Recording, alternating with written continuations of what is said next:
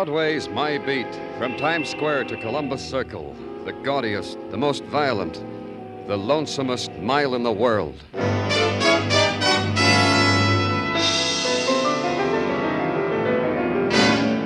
Broadway's My Beat, with Larry Thor as Detective Danny Clover.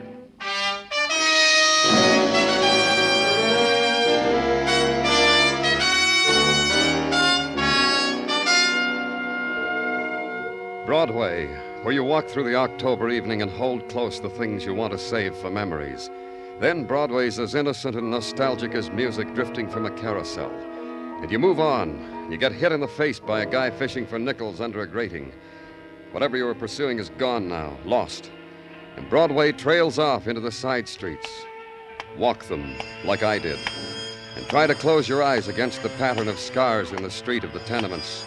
The kids with the torn deck of cards under the lamppost, the dogs at the trash cans, the wide-eyed girl who lurched against me. Pardon me. That's all right. Pardon me. Pardon me. That's all right. Is something wrong, miss? No, it's all right. I'll find it all right. Find what? May I help you? You've seen it? You know where it is? You're not feeling well, miss. Let me take you home. Home? That's right. Where do you live? I don't know. Then tell me your name. We'll find out. I don't know my name. I don't know who I am. I don't know who... Tell me who I am. Now, just take it easy. That's better. What were you looking for? Pocketbook. I remember I had it. I think I had it when I was rocking right over there. I fell down. Well, let's go see. How long ago did you miss your pocketbook? A little while, I think. I don't know. An hour? No, just a few minutes ago. I can't remember when. Here's where you fell? Yes. I remember because when it happened, I stretched out my arm so I wouldn't hit the trash can. Uh-huh. Is this it, miss? Yes. Yes, that's it. I can remember that. Let's open it. Yes. Here, a wallet. Here's a driver's license made out to Linda Arnold, 1912 West 54th Street. 5'4", blonde hair, green eyes. That fits. And this, in case of accident, notify Helen Carrol. Address the same. Helen Carrol. Aunt Helen. Yes, that's right. My name's Linda Arnold, and Helen Carroll's my aunt. Uh-huh. There's something else in this purse, Miss Arnold. Recognize it? Why, that's a letter opener. Aunt Helen's. And there's blood on it. That's right, Miss Arnold. It's sticky with blood.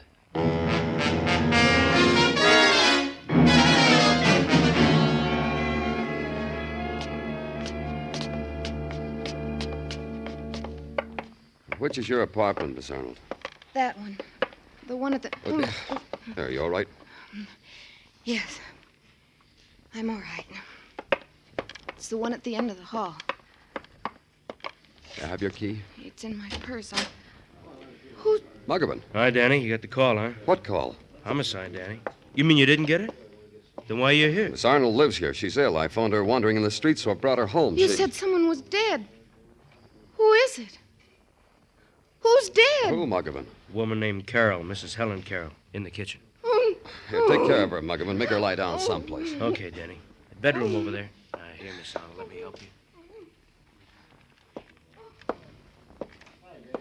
Danny, we've been waiting for you. Hi. You got a cigarette, Danny? Oh, sure, Dr. Sinsky. It's here. How? Stabbed in the chest. Over and over. Pierced the lungs, the heart. The murderer made very sure, Danny. Like it was what he'd lived for all his life. Who called it in, do you know? And Detective Muggavan said some man from a coin box. Wouldn't give his name. Stabbed. Boys know with what? No weapons and evidence, Danny. They think it was a knife, a small knife like... A letter opener, maybe? The boys mentioned the possibility of a letter opener, yeah. There's a girl in the bedroom, Doctor. She'll need your help. Don't take me to her, Danny. I killed her. I killed her. I hated her. She was mean and rotten. She twisted everything and made it dirty and mean. I killed her. Hold it, Danny. You too, Muggavan. But gently. You'll be all right, miss. It'll be all right. I want Ted. Bring Ted to me. Tell him. Tell Ted. Oh. Tell him I killed her. Tell him to come to me. Dr. Sinsky. A moment longer, Danny. In a moment, she'll be asleep. This girl murdered Danny? She's asleep. You're right, Dr. Sinsky. It only took a moment. It only took a moment, and sleep touched Linda Arnold, and the face gouged with hysteria smoothed down to a kind of release and innocence. Her lips formed a final word, Ted, once. Then she surrendered to sleep. I left.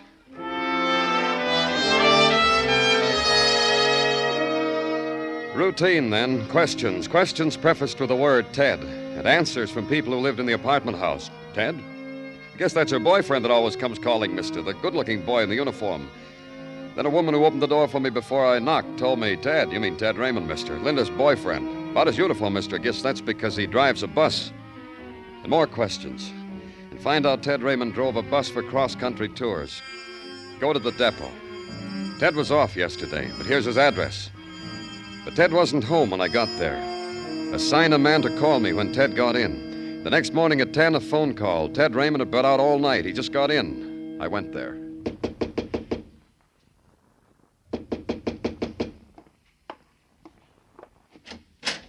You're the police. That's right. Danny Clover. Come on in. Thanks. How'd you know I was... You were the police? How did I know? One of your boys was outside this house when I came in. He was trying to look like a maple tree, like the one that's outside, real detective-y looking. Fat man with a cigar trying to look like a maple tree. I came home, he went across the street and made a call, then you came. Have a chair. Thanks.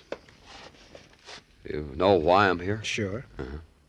That's why you were packing that bag over in the bed. Maybe I was doing the wrong thing.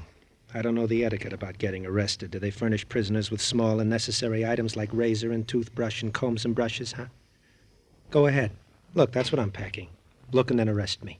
Arrest you for what? Come on, come on. Now don't get cagey on me. Arrest me for murder. I killed Helen Carrol. Where were you all last night, Ted? Killing Helen Carrol and walking the streets, atoning to myself for my crime. How'd you make out? Fine. She needed to be killed. All her money. Linda never got a cent of it.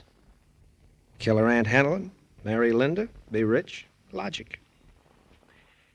But now I'm caught. How'd you kill her? I stabbed her. With what? How do I know with what? I picked up something and stabbed her. Let's go, Mr. Clover.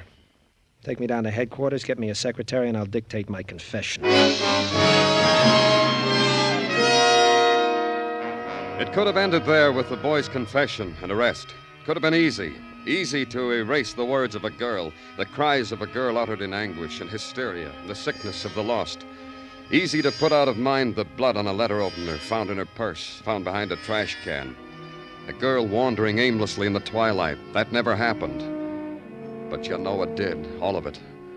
So you make a call to Dr. Sinsky and he tells you the girl is in the police hospital. Yes, she can talk to you. She's been asking for you. And the girl sitting upright in the bed is a girl who was never lost, who never cried, except alone. I've waited for you to come back, Mr. Clover. You're better now, huh? Feel all right? Look at me. What do you think? You look fine. I tried. I made them bring me lipstick and powder. And this negligee. It's one I've been saving. You like it? You consider this an occasion, Miss Arnold? Isn't it? Can you remember what you told me when I brought you home the other night, when we found your aunt? I remember it exactly, word for word. I said I killed her because I hated her. My aunt was mean, Mr. Clover, and rotten. That's why I killed her. This makes it an occasion, doesn't it? You lived with your aunt? Ever since I was in pigtails. Ever since I was 12. I think it began the first night I stayed in her house. Yeah. That's right. That's when it began. What began? The hate. The loathing. Why? Because she made me cry. Because she put me in a dark room and let me cry all night. You'd done something wrong? Mm-hmm. I did wrong. My mother and father were dead. That's what I did wrong. There was no one to take me except a school friend of my mother's. I call her Aunt Helen. That's what I did wrong. And after that? Have you ever had to live on the charity of a bitter old woman, Mr. Clover? It could have been so nice. She was that rich, $100,000, Alfred said. $100,000, and we ate out of paper bags we dressed in... Alfred? Who's he? Alfred Carrol, my uncle. My aunt's husband. Poor thing. We didn't even know about him. Where is he? I don't know. But find him, Mr. Clover. He'll be so relieved that I've killed her, so happy. I'd like to see his face. Find him for me, please. We will. We'll put out an all-points bulletin. Thank you. Now you'll put me in a cell, I suppose. I'm well enough for you to do that. Ted Raymond says he killed your aunt. You're not fooled, are you? He said that because he loves me. Turn your back, Mr. Clover. I'll get dressed so you can put me away.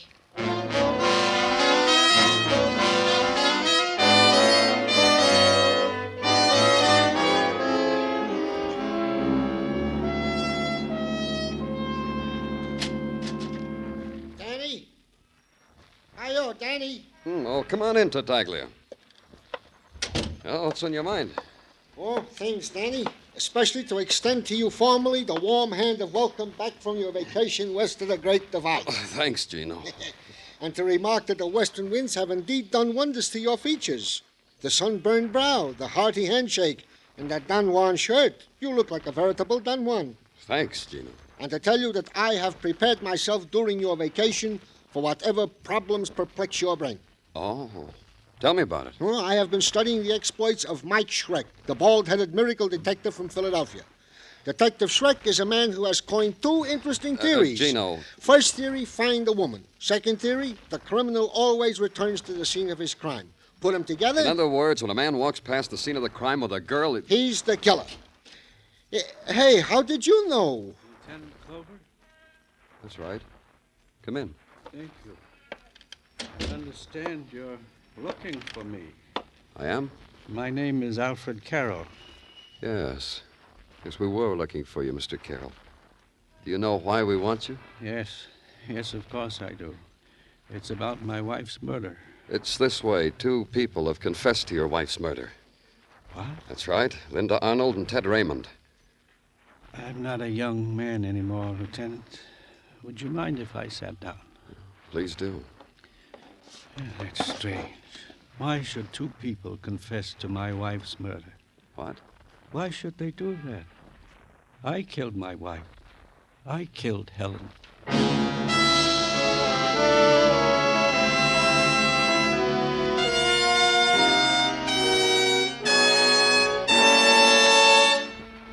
You are listening to Broadway's My Beat, written by Morton Fine and David Friedkin, and starring Larry Thor as Detective Danny Clover. Keep your guard up. That's the key slogan of the 1950 National Guard recruiting drive, and it's a slogan as timely as today's headlines. More than ever before, America stands prepared, and the National Guard must recruit approximately 220,000 men as soon as possible. By joining the National Guard, young men will have the advantage of choosing their own unit and preparing themselves for promotion by being in a job for which they are best qualified. Investigate the National Guard now. Help America to keep up its guard.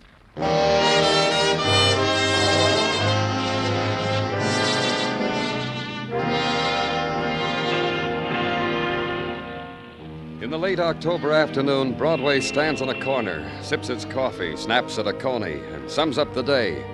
Some days are better than others. You know because the Translux says it was. Our men in Korea are doing fine, it says. A horse out in far Hollywood paid 90 for 2, it says. But you went on it, were you, kid? For the rich, they run, again. Get this item. Look what it says. 3 people confessed to murder of Helen Carrol. A field day for the police, kid. 3 tries, 3 scores. Coming up in the world, the police. And at headquarters, the husband sits quietly waiting for the police stenographer to catch up with him because his confession spills out of him like laughter, like it has to be shared with the world. Have you got that now, young man? All of it? Every word? He's got it, Mr. Carrol. Go on. Yeah, there's not much more. I wish there were. There are so many things. Where did you go after you killed your wife, Mr. Carrol? I went to do things she'd never let me do. Like what? Enjoyable things. pleasurable things. Like what? I went to a bar and had a drink. A lot of drinks. With her money. With Helen's money. What else? There was a girl there sitting all alone. She came up to me and asked me if I was having a good time. I said, indeed I was. Then I asked her if I could buy her a drink. And she smiled. What have you done with Linda? Where's Linda? How much money did your wife have? $100,000. Imagine. $100,000, and she made us live like pigs, like beggars. She wouldn't even let me get a job so I could have money for myself. Why does she keep her money? It's all in the bank, in her name. It's all coming to me now. You know what I'm going to do with it after I die, after you... What are you going to do with it? I'm going to leave it all to Linda, to my child. I think of her as my child, but she isn't, you know. It's like a blessing to have Linda in our house. I want her to have all that money. Well, let me look at the transcript, Florio. Thanks. You'll see to it that Linda gets that money, won't you? You said here you stabbed your wife with a letter opener, Mr. Carrol. What did you do with it? Didn't I tell you that? I must have forgotten. The excitement. I walked around, and all of a sudden I was on the dock. A garbage scow floated right past, so I threw the weapon onto the garbage. I thought that was right for Helen. Is this the letter opener? Let me see. Yes, that's it. It belonged to Helen. That's what I killed her with. I found it in Linda's purse with blood on it. You lie. You're lying. I threw it away. I threw it on that barge. You're lying. Tartaglia, see that Mr. Carrol gets home. I all right. killed her. I killed Take her. him home, Tartaglia.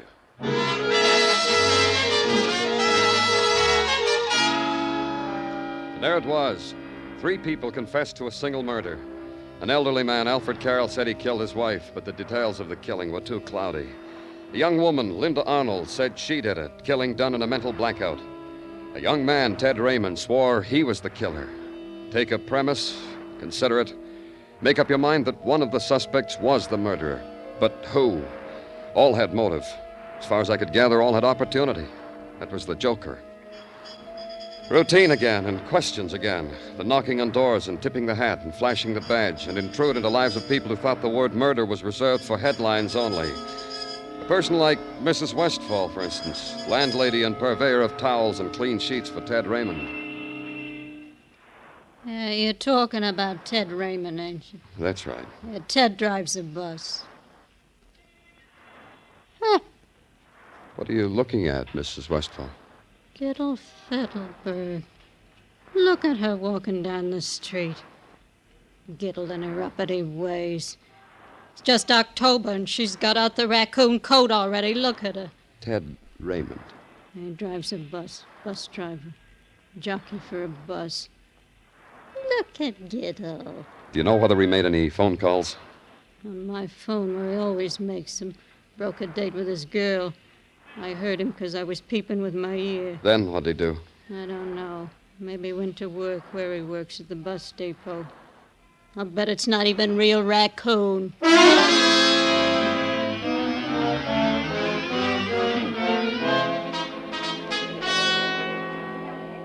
Bus leaving. Are you for Trenton, Mr. McLean? Philadelphia, That's right. Baltimore, What can I do and for you, sir? Washington. I'm from the Leaving police. in 5 minutes Oh, at fine. gate I drive 3. that bus for cross-country tours. I'm supposed to take it out to Washington in 5 minutes. Think I'll make it? Sure, this'll only take a minute. The man at the ticket window said you were a friend of Ted Raymond's. Was Ted in trouble? Oh, I'm just supposed to answer the questions. So you'll make the bus. I know Ted. Did you see him last night? All night. Sat up with Pinochle all night from 5 p.m. to 4 a.m. That's funny, you know. What's funny? He called me very early this morning. Told me if anyone asked to say I never saw him at all last night. Bus But leaving you're a for policeman. Trenton, Yeah, better catch your bus, Philadelphia, Mr. McLean. Baltimore and Washington. Leaving in 4.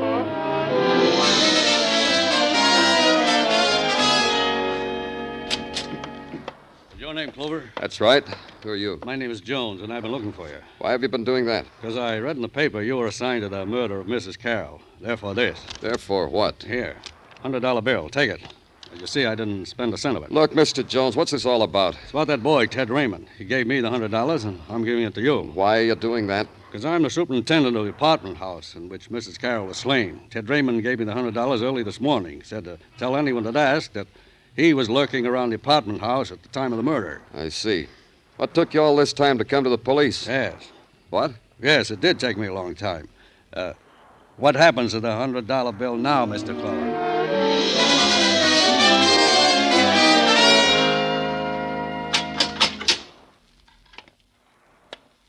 Hello, Ted.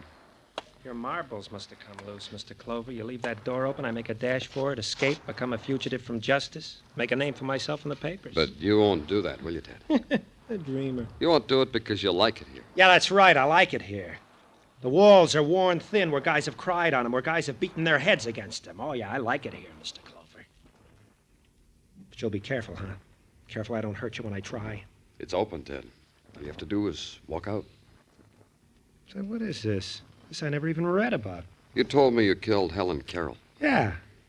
Who else should I tell? Bring them to me.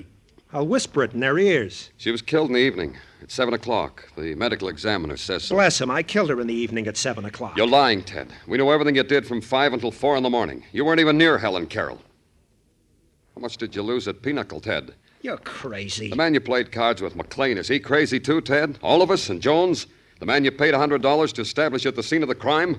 That the current price for a confession to murder? Answer me, Ted. So I didn't kill anybody, so you don't have to put your hands on me. Who did you do it for? It's this way, Mr. Clover. Somebody gets killed, I feel guilty. So I confess and I don't feel guilty anymore. It was for Linda, wasn't it? I do it for her, too. For Linda, huh, Ted? Leave her out of this. I warn you, leave her out. Look, Mr. Clover, you're wrong. Linda couldn't kill. She's a sick... But she wouldn't kill. Not Linda. She's just sick, that's all. All she needs is... How sick?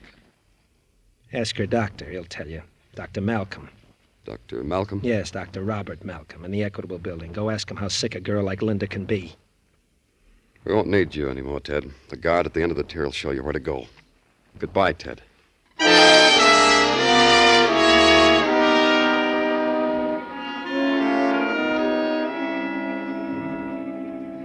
The case of Linda Arnold is not a very exciting one, Mr. Clover. I don't want to write a magazine article, Dr. Malcolm. I'm just trying to clear up a murder. Well, I'll wager the material you police come in contact Look, with. Doctor. Of course, Linda Arnold. She came to me some years ago. How many years ago? Oh, about 10, I'd say. Charity patient. Later, I found out her aunt was quite wealthy, so I had it done her for my fee. Her aunt was the one who was murdered. Really? Now, that's interesting. Oh? Why? Well, let me ask you a question, Mr. Clover. Did Linda kill her aunt? We're not sure. Maybe she did. Why do you ask? Well, there might be a pattern for murder there. Linda was an emotional girl, and when an emotional crisis presented itself, she would, black out. In other words, at times, rather than face reality, Linda would... I said it. Black out. Would you say you cured her, Doctor? I can only say she hasn't had need to see me for the last 3 years. Yes, I'd say she was a perfectly healthy, normal girl. Anything else? No? Good day, Mr. Clover. It was 5 p.m. when I walked out of Dr. Malcolm's office.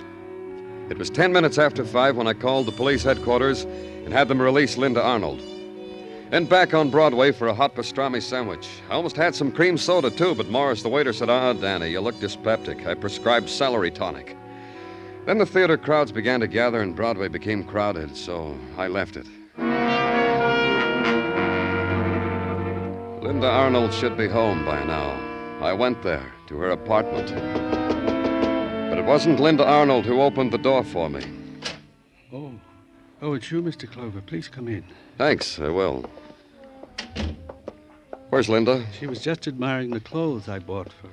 I opened a charge account for her because I'm going to get all that money, and I bought all those beautiful clothes for her. Silks. Linda looks so wonderful in silks. See? These, and these, and these. Where's Linda, Mr. Carrol? And this. You should have seen Linda in this. We played that record you're listening to so Linda could walk around to it. Let's get rid of it, huh? Where's Linda, Mr. Carrol? Oh, she's in her room changing into something else. Call her. Because you want to take her back for murder? It won't work, you know. Linda has no mental responsibility for what she did. And besides that, if she were brought to trial, I'd say I did it. Linda, doesn't she look beautiful, Mr. Clover? How do you feel, Linda? I'm happy. What happened to the music? I turned it off. But I'm happy. I need music to go with it. Look at these things. Look at them. Uncle Alfred bought them for me. Yes, I did. Didn't I, Linda? Ted signed his confession, Linda. What? Yes, the district attorney's going to arraign him tomorrow morning. Oh, that's wonderful. Ted did that? Isn't that wonderful, Linda? I asked you, isn't that wonderful? Ted's in jail? Now we have nothing to worry about, don't you see, Linda? Yes. Yes, Uncle Alfred. Linda, don't call me Uncle. I'm not your uncle, Linda. Linda, you're so lovely, lovely. Oh, Linda. You. Take your hands off me. You old man. You. Take your hands off me. How dare you talk to me like that? Get out of here. Get out of my sight. How dare you? I killed for you. Planned this whole thing for you. The years I waited for you. You. Old man. Old man. Leave her alone. I'll show you. Take her, Mr. Clover. Take her. Me too. Alfred, you're crazy. Listen to me, Mr. Clover. I planned it all. It was I who told her to walk around, to be found in a daze with a knife in her purse. No jury would convict her. I killed my wife, and Linda helped me to do it. Linda? All those beautiful things. They'll take them all away.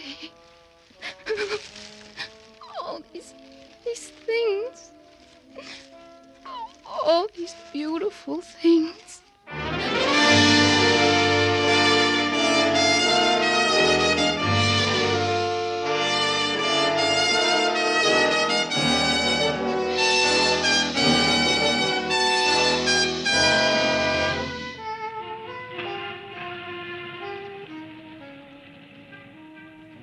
In the time of autumn, twilight sighs down on Broadway. You walk toward it. Someone smiles and takes your hand, whispers to close your eyes, then bangs your head against a wall, and your scream mixes well with the shriek of the night.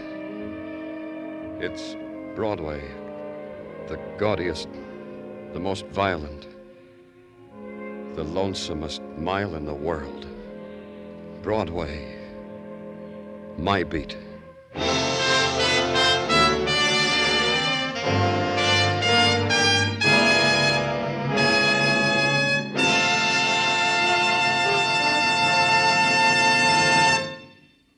Broadway Is My Beat stars Larry Thor as Detective Danny Clover, with Charles Calvert as Tartaglia. The program was produced and directed by Elliott Lewis, with musical score composed and conducted by Alexander Courage. Included in tonight's cast were Joyce McCluskey, Herb Butterfield, Peggy Weber, Lou Krugman, David Ellis, and Jack Kruschen. Jack Smith, Dinah Shore, Margaret Whiting, Bob Crosby, the Andrews Sisters, Lowell Thomas, Beulah, Ed Murrow. Anywhere else, they'd make up an all-star list for a week. But at CBS, the Stars address, you can hear them every evening, Monday through Friday. Dan Cubberly speaking. This is CBS, where yours truly, Johnny Dollar, brings adventure Saturday nights on the Columbia Broadcasting System.